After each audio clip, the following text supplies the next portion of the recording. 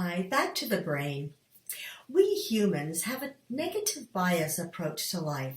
Our tendency to pay more attention to bad things and overlook good things is likely a result of evolution.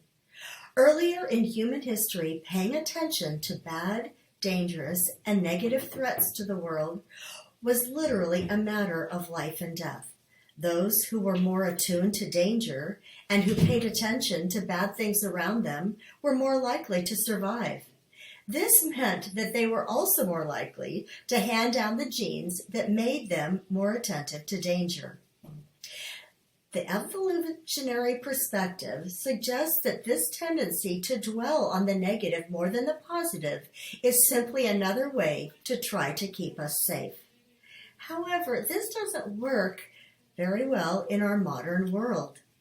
While we no longer need to be on constant high alert as our early ancestors needed to be in order to survive, the negativity bias still has a starring role in how our brains operate. Research has shown that our negativity bias can have a wide variety of effects on how people think, respond, and feel. Remember the statistics from an earlier module about how many negative effects we have each day? Negative thoughts we have each day? Red light. I'm going to start using this phrase, red light, to indicate phrases that are negative thoughts, if you will, that keep us stuck. We have to consciously engage our thinking brain in order to live a green light life of purposeful action. Planting habits in our life, as I modeled in the first KISS breakout, is a powerful way to design a happy, positive life. Thank you, BJ Fogg, for sharing tiny habits with the world. I want to add at this point one additional piece of information just to let you know what you're really up against in your hardwiring every single day. The negative bias that we spoke about a few minutes ago is our tendency not only to register negative stimuli more readily, and it could be registering it against your value system, FYI, but also to dwell on these events. And we noticed that in our statistics when 95% of the negative thoughts we do have are repetitions of the negative thoughts we had the day before.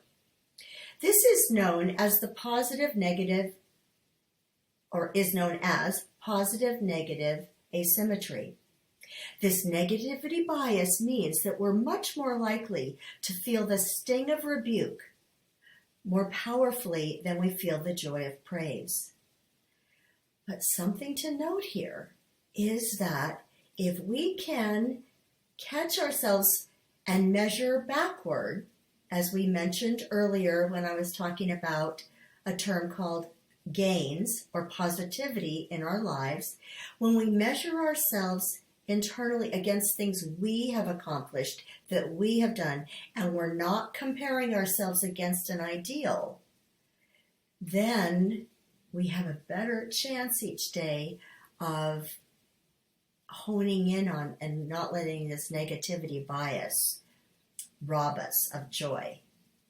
And now we'll learn a little bit about comparing ourselves with others is an example of present-day negative mentality, where we're on alert for others on our turf who might be taking something away from us or squashing or interfering or hurting our values.